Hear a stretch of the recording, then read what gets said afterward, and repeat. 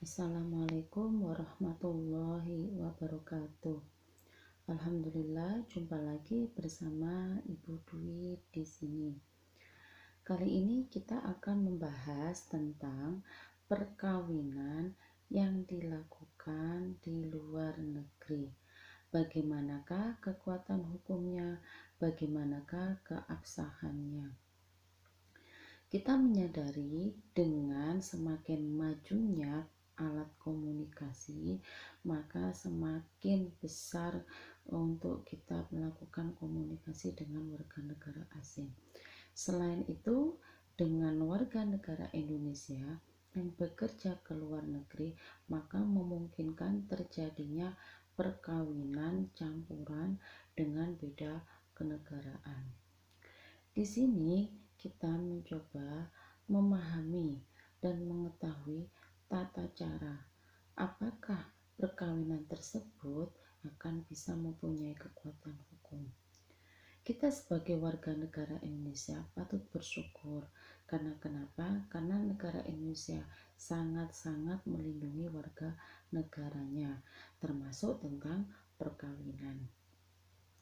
Ketika terjadi perkawinan di luar negeri, maka perkawinan tersebut akan mempunyai kekuatan hukum atau bisa sah. Nah, dasar-dasar hukum apa saja yang bisa melindungi hak-hak tersebut? Baik, untuk perkawinan yang dilakukan di luar negeri, dasar hukumnya atau peraturan yang melindungi hak-hak kita itu diatur dalam pasal 56 ayat 2 Undang-Undang Nomor 1 Tahun 1974.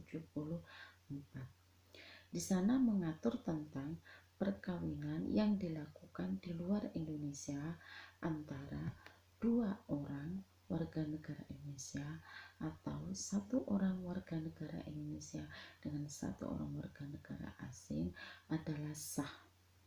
Jadi di sini bisa sah bila mana yang pertama perkawinan tersebut menurut hukum yang berlaku di negara di mana perkawinan tersebut dilangsungkan. Jadi di sana harus mengikuti aturan hukum. Nah, yang kedua adalah bagi warga negara Indonesia tidak melanggar ketentuan-ketentuan undang-undang ini. Nah, ketika kita sudah melangsungkan perkawinan, maka kita diharuskan untuk mengajukan laporan dan pencatatan. Nah, untuk tentang pelaporan ini harus kita lakukan di konsuler yang berada di negara di mana kita melangsungkan perkawinan.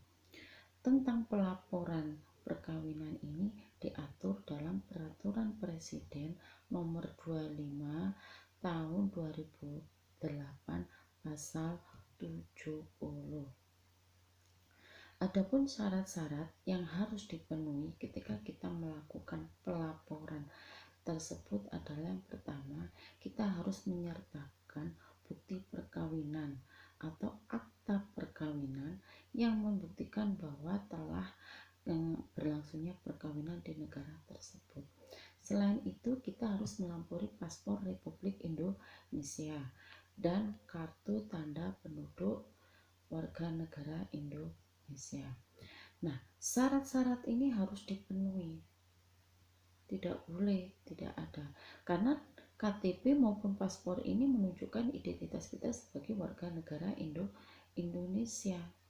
Dan akta nikah atau bukti nikah ini menunjukkan bahwa kita sebagai warga negara Indonesia telah melangsungkan pernikahan di negara tersebut.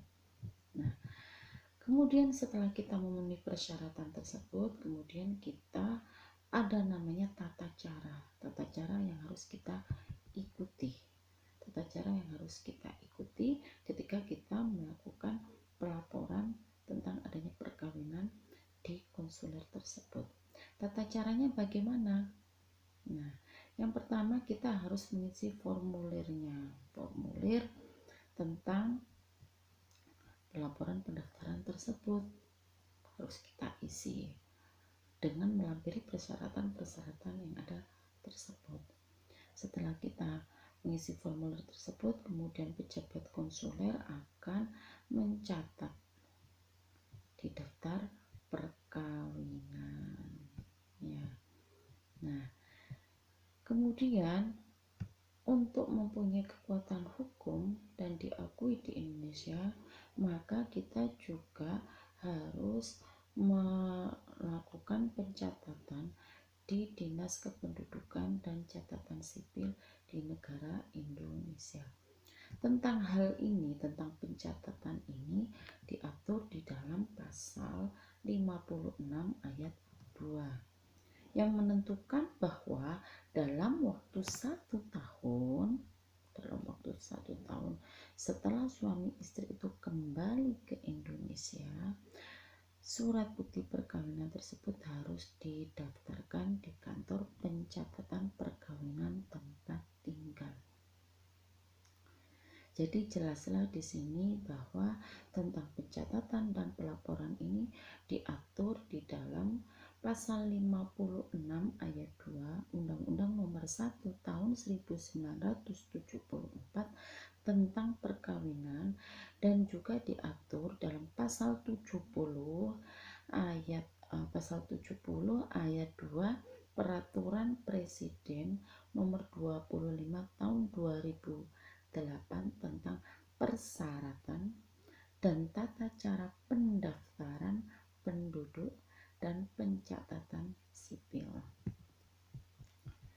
Jadi ketika kita ingin perkawinan campuran itu diakui dan mempunyai kekuatan hukum di Indonesia, maka yang harus dilakukan adalah dilaporkan kepada perwakilan Republik Indonesia atau konsuler di negara tempat kita melangsungkan perkawinan, dan dicatatkan dan dilaporkan di Dinas Kependudukan dan Catatan Sipil di Indonesia.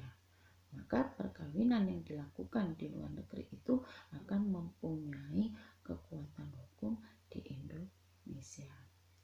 Demikian penjelasan dari Ibu, mudah-mudahan bermanfaat. Assalamualaikum warahmatullahi wabarakatuh.